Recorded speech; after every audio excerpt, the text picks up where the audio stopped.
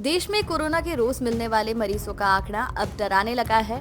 देश में बुधवार को कोरोना के 2,47,000 से ज्यादा मामले दर्ज किए गए। ये आंकड़ा इसलिए डराता है क्योंकि 26 मई के बाद देश में नए मामले 2 लाख के पार पहुंचे हैं। कोरोना के बढ़ते मामलों की वजह नया वेरिएंट ओमिक्रॉन है। ओमिक्रॉन को लेकर माना जा रहा है इसके लक्षण बहुत हल्के हैं और संक्रमितों को अस्पताल में भर्ती होने की जरूरत नहीं पड़ रही है। सरकार भी इस बात का दावा कर रही है कि नए मामले जिस तेजी से बढ़ रहे हैं उस तेजी से अस्पताल में भर्ती होने वाले मरीजों की संख्या नहीं बढ़ रही है। हालांकि आंकड़े कुछ और ही बयान करते हैं। आंकड़े बताते हैं अस्पताल में भर्ती होने वाले मरीजों की संख्या तेजी से बढ़ने लगी है। दिल्ली, मुंबई ही नहीं कई राज्यों में अब अस्पतालों में भीड़ बढ़ने लगी है। दिल्ली के ही आंकड़े ले तो यहाँ के अस्पतालों में 2,264 ऐसे कोरोना मरीज हैं जो भर्ती हुए हैं। एक दिन पहले 2,161 मरीज थे और इससे एक हफ्ते पहले यानी 5 जनवरी को 708 कोरोना मरीज भर्ती थे। मुंबई में भी अस्पताल में भर्ती होने वाले मरीजों की संख्या तेजी से बढ़ रही है। मुंबई के अस्पतालों में 5 जनवरी तक 5,104 मरीज भर्ती थे। 12 जनवरी तक अस्पताल में भर्ती मरीजों की संख्या बढ़कर 6,946 तक पहुंच गई। हालांकि मुंबई में कुछ दिनों में से अस्पताल में भर्ती मरीजों की संख्या कम हो रही है। दिल्ली और महाराष्ट्र के बाद पश्चिम बंगाल तीसरा ऐसा राज्य है जहां कोरोना के मामले तेजी से बढ़ रहे हैं। कोविड बुलेटिन के मुताबिक पश्चिम बंगाल में 12 जनवरी तक 3,527 कोरोना मरीज अस्पताल में भर्ती हैं, जबकि 5 जनवरी को 2,228 मरीज अस्पताल में भर्ती थे। यानी एक ही हफ्ते में अस्पताल में भर्ती मरीजों की संख्या 58% बढ़ गई।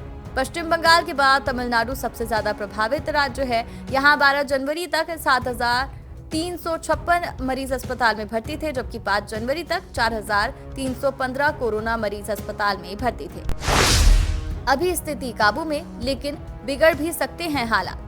ओमिक्रॉन की वजह से आई तीसरी लहर में एक बात ने लोगों को लापरवाह कर रखा है। शुरू से ही ऐसा देखा जा रहा है कि ओमिक्रॉन गंभीर नहीं है। ऐसा कहा जा रहा है कि ये गंभीर नहीं और अस्पताल में भर्ती होने की जरूरत नहीं है। अगर इससे संक्रमित भी हो जाते हैं तो कुछ ही दिन में घर पर रहकर ही ठीक हुआ जा सकता है। हालांकि केंद्र सरकार का कहना है हालात बिगड़ते देर नहीं लगेगी। केंद्र सरकार ने 2 दिन पहले कहा था कि देश में अभी नए मरीजों में से महज 5 से 10% को ही अस्पताल में भर्ती होने की जरूरत पड़ रही है। हालांकि सरकार ने यह भी कहा था कि स्थिति तेजी से बदल भी सकती है। जिस तरह दूसरी लहर में अचानक से भर्ती होने वाले मरीजों की संख्या बढ़ी थी, ऐसे ही तीसरी लहर में भी देखने को मिल सकता है। राजधानी दिल्ली में कोरोना की संक्रमण दर 26% के पार पहुंच गई है। एक्सपर्ट्स का अनुमान है दिल्ली में पीक के समय एक दिन में 35 से 70 हजार तक के मामले सामने आ सकते हैं। अधिकारियों का कहना है अगर 1 लाख मामले हर दिन आते हैं तो 28,000 ऑक्सीजन बेड और 18,000 आईसीयू बेड की जरूरत होगी। वहीं अगर हर दिन 75,000 मरीज आते हैं तो 21,000 ऑक्सीजन बेड और 13,500 आईसीयू बेड की जरूरत पड़ेगी। इसी तरह अगर 50,000 मामले हर दिन सामने आते हैं तो फिर 14,000 ऑक्सीजन बेड और 7,200 आईसीयू बेड की जरूरत पड़ सकती है। दिल्ली के स्वास्थ्य मंत्री सत्येंद्र जैन का कहना है कि अभी मरीजों की भर्ती होने की दर बेहद कम है। सत्येंद्र जैन का कहना है 27,000 मामले सामने आने के बाद भी अस्पताल में भर्ती होने वाले मरीजों की दर उतनी नहीं है जितनी 10,000 मामले सामने आने पर थी। महाराष्ट्र में भी अस्पताल में भर्ती होने वाले मरीजों की संख्या बहुत ज्यादा नहीं है। स्वास्थ्य मंत्री राजेश टोपे ने बताया कि इस समय 14% बेड पर मरीज भर्ती हैं। हालांकि बुधवार को स्वास्थ्य अधिकारियों ने कैबिनेट को बताया कि महाराष्ट्र में जनवरी के आखिरी हफ्ते या फरवरी की शुरुआत में अस्पताल में भर्ती होने वाले मरीजों की संख्या तेजी से बढ़ सकती है। कोरोना का पीक अभी भी दूर।